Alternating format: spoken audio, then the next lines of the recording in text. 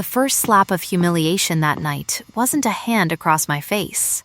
It was Callum's voice, pitched loud enough for the whole private room to hear, telling the table that no doctor in 3 states could fix what was wrong with me, so why would he waste his knot on a woman who could never give him pups? 31 people heard it. I counted the water glasses on the table instead of their faces. 6. I have always counted things when I cannot afford to feel them. My ring came off before dessert. I set it on the linen next to his plate, because some habits from 12 years of trauma triage never leave you. You finish the job cleanly, even when the job is your own life ending in front of an audience. Subscribe to the channel so you don't miss where Ren Calloway's story goes next. My name is Ren Calloway. I was 32 years old, 6 months out from the surgery that saved my life and ended, according to every fertility specialist in Denbury County, any chance of me carrying a child of my own. I had spent 11 years as a field medic and trauma nurse before that, the last 2 of them draining my savings, and then my sister Josie's, then, finally, my future, to pay for a chemotherapy protocol that worked. Josie lived. I went into it a woman with a fiancé and a 5-year plan. I came out of it broken in the one place this world had decided mattered most for an omega, and apparently unwanted everywhere else too. The agency that found me the Voss House position didn't tell me whose house it was. They told me a private family needed a live-in caretaker with hard medical training, immediate start, triple the going rate, and no questions asked about the employer's line of work. I had $400, a duffel bag, and a stethoscope, with a cracked cord that had belonged to my father, and I did not have the luxury of asking questions either. The car that collected me had bulletproof glass. I noticed that before I noticed the house. The house noticed me first, though, not the house itself, but the boy standing at the edge of its enormous lawn, 4 years old, silent, blew around the mouth in a way that had nothing to do with the cold. I was out of the car and running before the driver had it in park. His name was Rafe. I didn't know that yet. What I knew, kneeling in wet grass in my one good interview blazer, was anaphylaxis, airway closing, pulse thready under my 2 fingers, no EpiPen visible on the 3 guards now shouting into radios around me. I knew a groundskeeper's toolbox nearby probably had nothing useful, and a kitchen 100 yards off had everything I needed, and that I did not have time to reach either. "Does anyone have a straw?" I said, not a question. An order, the kind you learn to give in a field hospital where hesitation is a body bag. A pen. Anything hollow. A woman's voice cut through the guards like a blade through silk. Move, she didn't run. She arrived the way weather arrives, already there before you register the sky changing. Black coat, black eyes, a stillness over her that every armed man on that lawn flinched away from. She had a pocket knife open and in my hand before I asked for it, and under the panic I registered, absurdly, a scent, juniper smoke and wet slate, cold and dark and entirely too calm for a woman watching a child choke to death on her own front lawn. "Hold his head," I told her. She held his head. I opened his airway on the grass with a woman's silver pen casing and 11 years of training that had never once, in my life, felt like a gift until that exact second. 90 seconds. I counted every one of them out loud so my hands wouldn't shake, the way I'd counted glasses on a dinner table 3 weeks before, the way I count everything I cannot afford to feel. Rafe breathed. The color came back into him like ink spreading into water. The woman across from me hadn't moved, hadn't spoken, hadn't breathed either, I realized, until her son did. "Who are you?" she said. "Ren Calloway. I'm here about the caretaker position." I looked down at my ruined blazer, at the boy now crying into my shoulder instead of dying in it, and I laughed, a short broken sound with no humor in it at all. I don't think anyone told me whose son I'd be interviewing for. No one tells anyone anything true about this house, she said. I'm Celine Voss. I had heard the name in whispers on the drive-in, the way people whisper about weather systems and unpaid debts. The Iron Widow of Ashcombe. Buried her mate, buried her rivals, never buried her composure. She crouched there in a $3,000 coat with a strange woman's blood pressure cuff still looped around her wrist from where I'd shoved it into her hands, and she looked at me like I was the first unscripted thing to happen to her in years. You're hired, she said. You haven't seen my Ursum. I saw the only part of it that matters. Her eyes went to Rafe, still curled against me, small fists twisted in my shirt like he intended to keep them there permanently. 90 seconds. You didn't hesitate once. I don't have that luxury anymore, I said before I could stop myself, and something moved behind her eyes. Recognition, maybe, or its shadow, before the stillness closed back over her like water over a stone. She stood. She offered me her hand to help me up, and when our palms met, I felt it again, sharper this time, juniper and slate, cold enough to startle, and under it, for one unguarded second, something that smelled almost like relief. Welcome to Voss House, Miss Calloway, she said. I hope you're not planning on leaving. I looked at the iron gate closing behind the car that had brought me, at the mansion rising gray and fortress-like beyond it, at the boy who would not let go of my hand, and I understood, with the particular clarity that only follows a near death, that I had just crossed a threshold I would not be permitted to uncross. The house, once you were inside its walls, told you everything the woman who owned it wouldn't.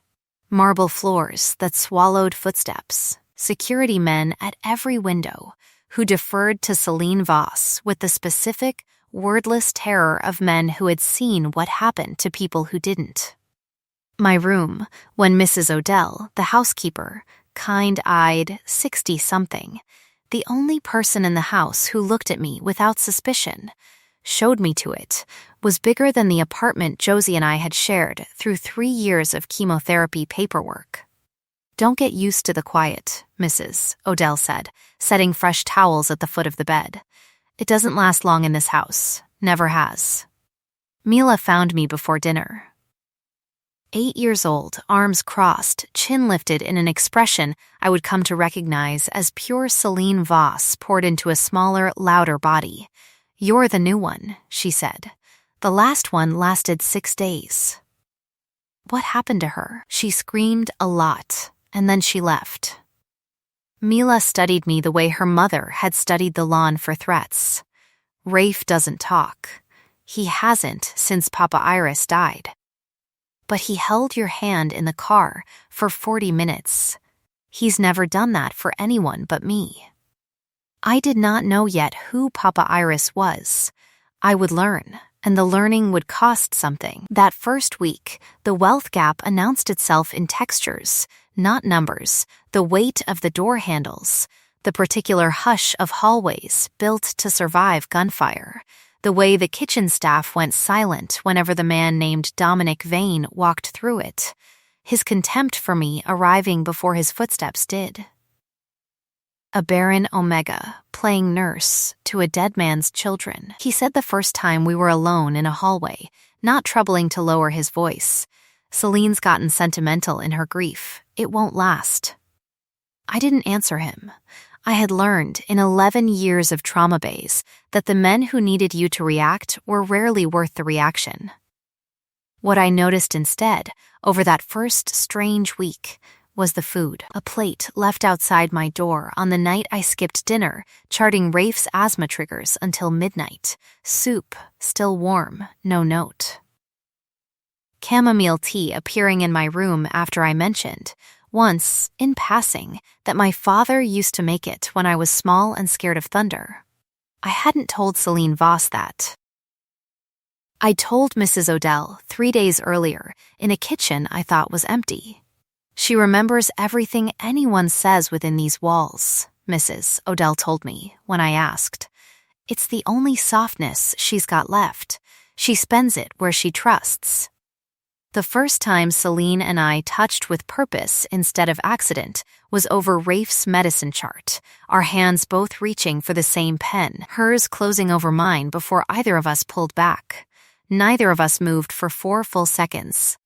I counted them.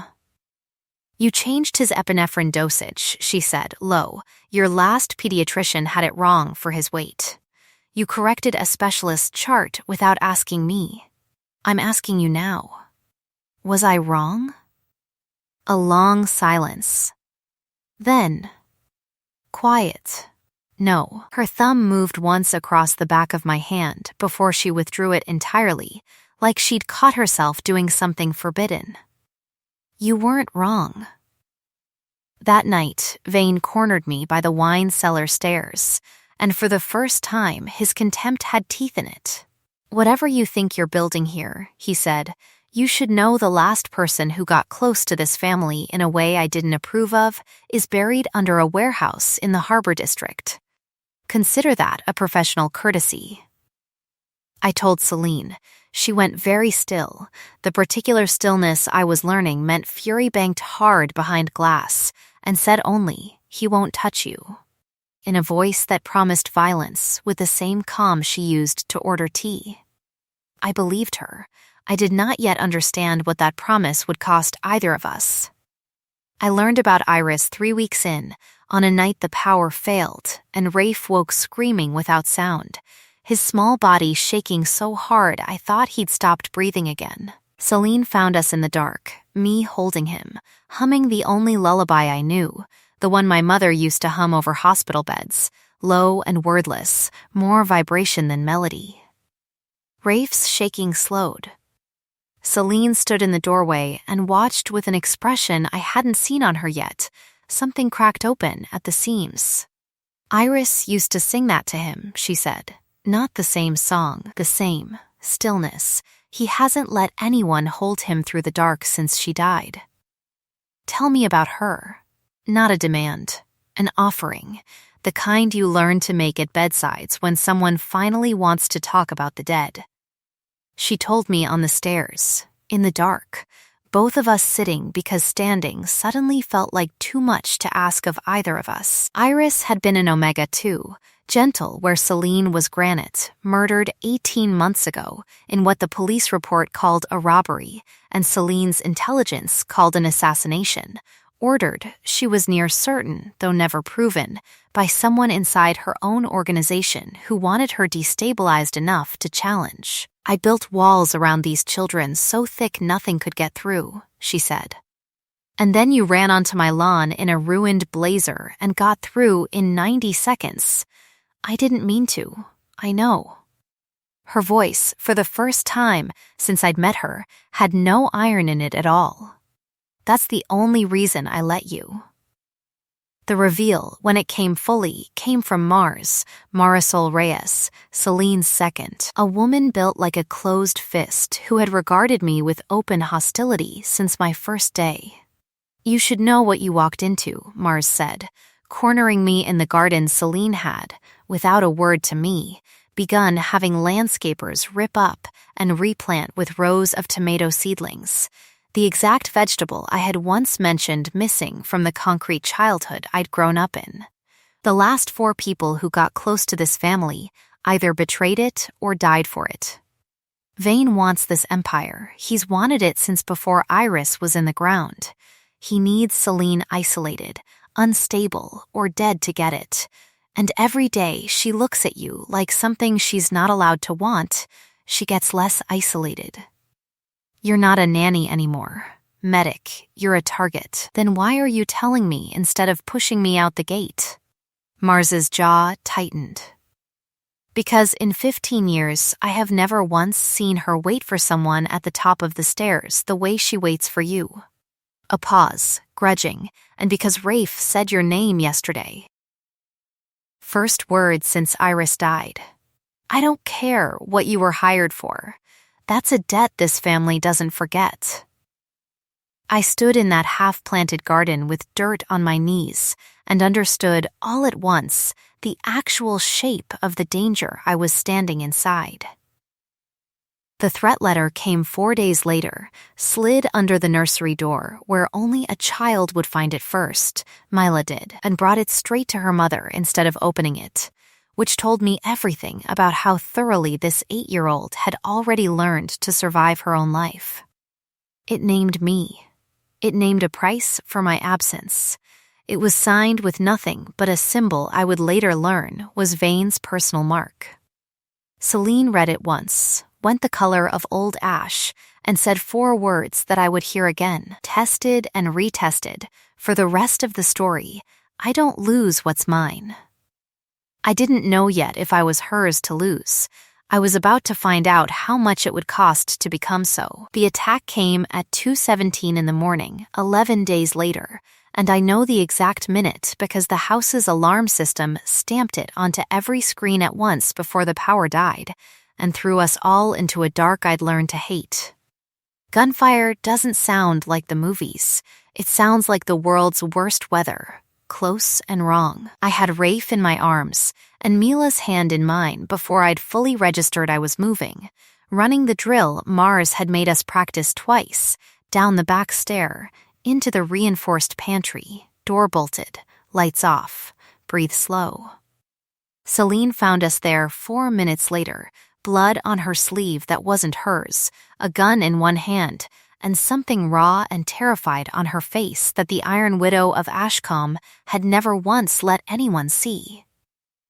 "They're not getting past the ground floor," she said, sliding down the pantry wall beside me, close enough that her shoulder pressed into mine, and neither of us moved away from it.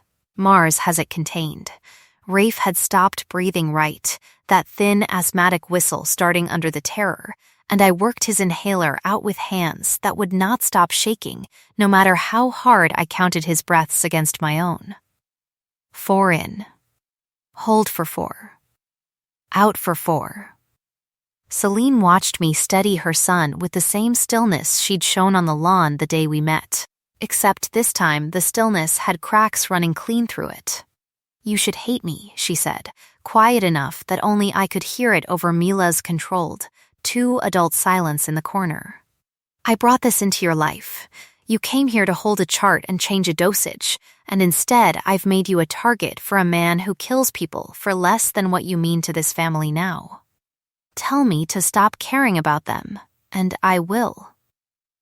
It wasn't true, not really, and we both knew it, but the words were the shape of a gate, the kind I needed her to open with her own hands, not mine. "I can't." Her voice cracked once, the only time I ever heard it do that. "God help me, I can't tell you that. Then don't ask me to hate you for it." Gunfire again, closer, and Rafe's fist closed hard around 2 of my fingers. Celine's hand found my other one in the dark without either of us deciding to let it, and we sat like that, 4 people, 1 bolted door, the whole world trying to get in, until the sound outside finally, mercifully, stopped. Mars's voice through the door an hour later. Clear, 3 down, 2 in custody. Vane's men, he wasn't with them. Celine's hand didn't leave mine even after the door opened, even after the lights flickered back on and the danger had technically passed. She looked at our joined hands like she was seeing evidence of something she'd been arguing herself out of for weeks. "I need to say something to you," she started. And then Mila, exhausted past the point of pretending to be brave, finally cried, and the moment folded itself away, unfinished, into the wreckage of the night. It found us again 3 nights later, in the quiet after the children were finally truly asleep, both of us on the back terrace with 2 untouched glasses of wine going warm between us. "Iris used to sit here," Celine said. "This exact spot. I haven't been able to since. Why tonight? Because you're in the chair instead of the ghost."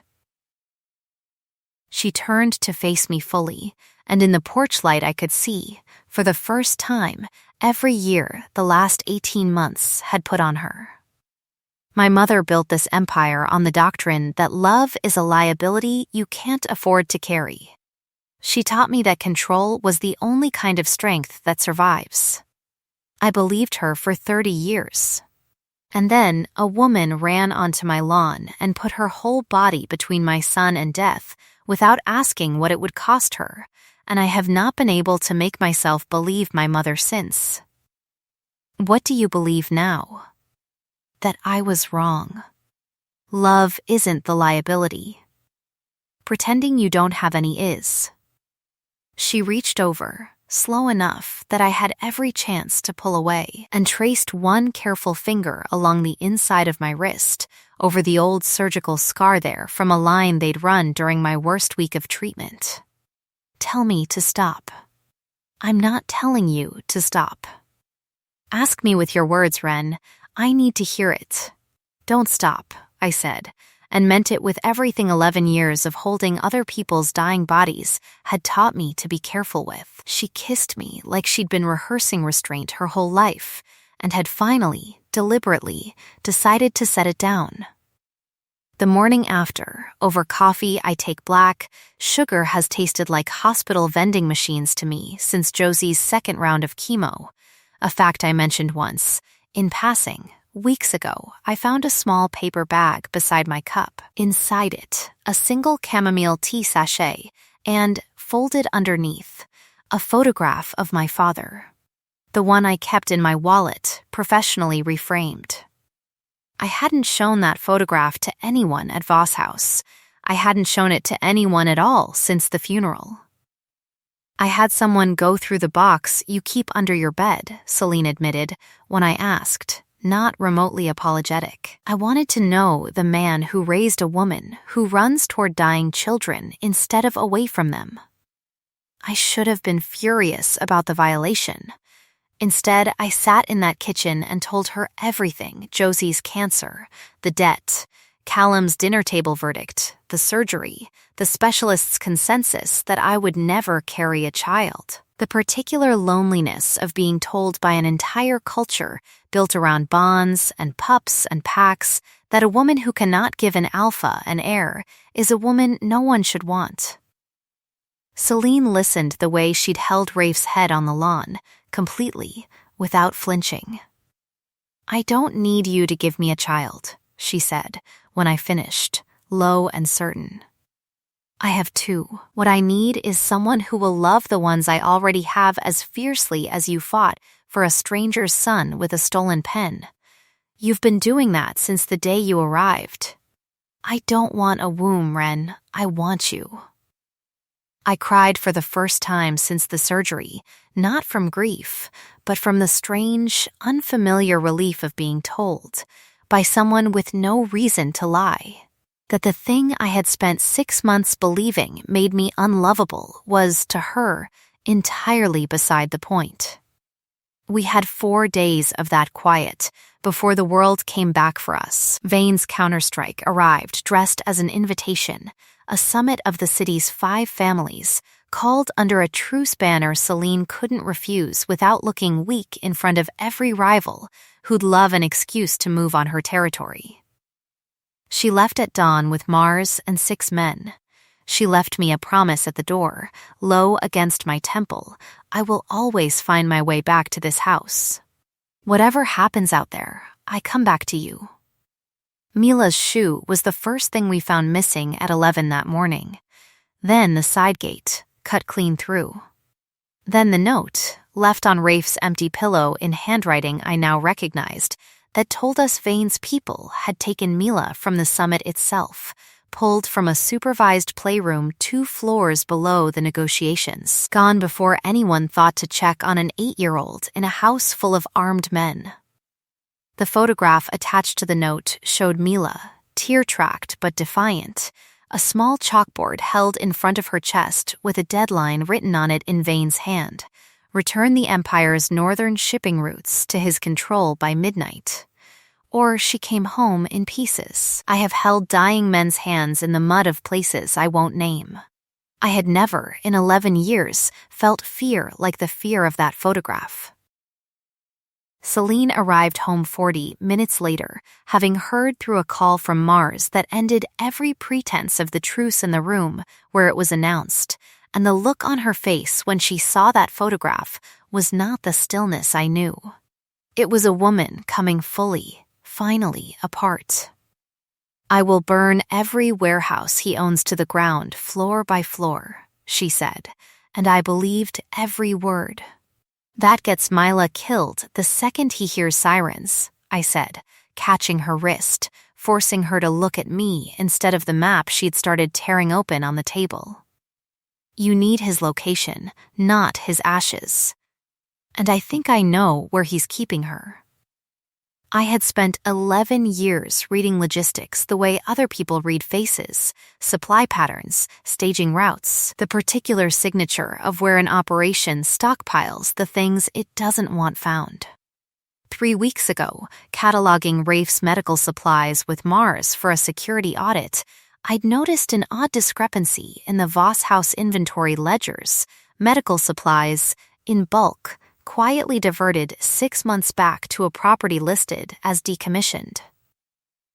A dockside warehouse, the kind of place you keep people you intend to keep alive, at least for a while. Vane's been stockpiling trauma supplies at the Fenrose Street warehouse since before Iris died, I said. "That's not a decommissioned building. That's a holding site. He's been planning this for a long time." Mars went pale. Celine went past pale into something with no name. "You're certain," Celine said. "I've spent 11 years reading exactly this kind of pattern to save people's lives. I have never once been more certain of anything." Celine looked at me the way she had on the lawn the day we met, like I had just handed her back the only thing worth having. "Then we go tonight," she said. Together, the Fenrose Street warehouse smelled like rust and low tide, and Mila's voice, when we finally heard it through a service door at 11:52 p.m., 8 minutes before the deadline Vane had chalked onto her small, trembling hands, was the single most beautiful sound I have ever registered in a body built to survive on triage. Celine went through that door like weather. I went in 11 seconds behind her because I had promised her, in the car, over her shaking hands on the wheel, that whatever we found, I would be the one to reach the child first while she handled the man. Vane was waiting for both of us, which told me everything. This had never really been about the shipping routes. It had been about drawing Celine Voss, undefended, into a room he controlled. "The medic and the widow," he said, gun already raised, contempt still riding high in his voice, even with 3 of his own men down behind him from whatever Mars's team had done clearing the perimeter. "Should have guessed you'd bring your barren nurse to die with you." "She's not dying tonight," Celine said, and put herself, without a single second of hesitation, directly between that gun and me. The shot took her high in the shoulder instead of the chest, because in the half-second before he fired, I'd shouted his name and thrown a fire extinguisher hard enough to jolt his aim, the only weapon within reach. The only thing 11 years of triage instinct had time to grab. She went down hard. I went down with her, hands already finding the wound, already counting, already doing the only thing I have ever known how to do with a body that is trying to leave, hold on when everything is trying to let go. "Get Mila," Celine ground out, blood slick under my palms, her free hand catching my wrist with the same iron grip I'd felt on the lawn the day we met. I've survived worse than this. "Go." Mars's men took Vane down from behind before he got a second shot off, 3 of them, disarming him with the particular brutal efficiency of men who had waited a long time to be told they were allowed to. I found Mila Zip tied to a pipe in the back room, shaking, furious, entirely unbroken, and the sound she made when she saw me, not her mother, me, has lived in my chest ever since. A small girl's whole trust poured into one syllable of my name. I cut her free with my father's stethoscope, of all things, the cracked cord finally proving good for something besides sentiment, sawing through zip ties with the metal edge until her hands came loose, and I carried her back out into a room where Celine Voss, bleeding on a warehouse floor, was staring down the barrel of her own gun at the man who had killed her wife. Celine. One word. Steady, the way I steady a room full of screaming. She looked at me over the gun, at Mila, alive, in my arms, at the man on his knees who had cost her everything twice. He doesn't get to make you into what he is, I said. Ashes in a coffin. Not you. Not tonight. Her hand shook, once, the only sign of what it cost her.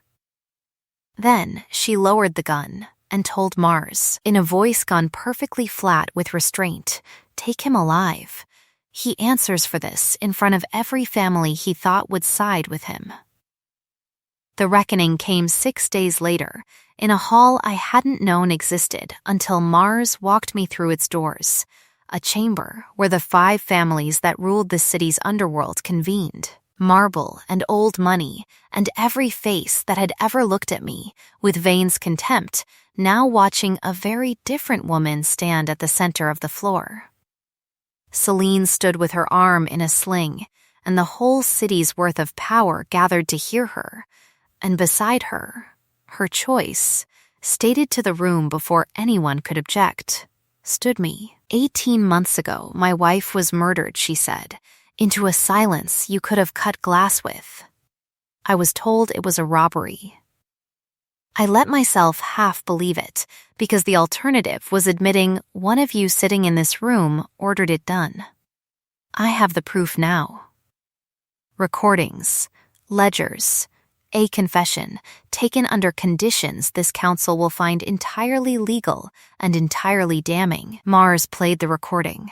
Vane's own voice, captured in the warehouse before the police arrived, boasting to a lieutenant about the hit on Iris, about the plan to destabilize Celine through her children, about the woman he'd called a barren nurse not worth the powder to shoot her.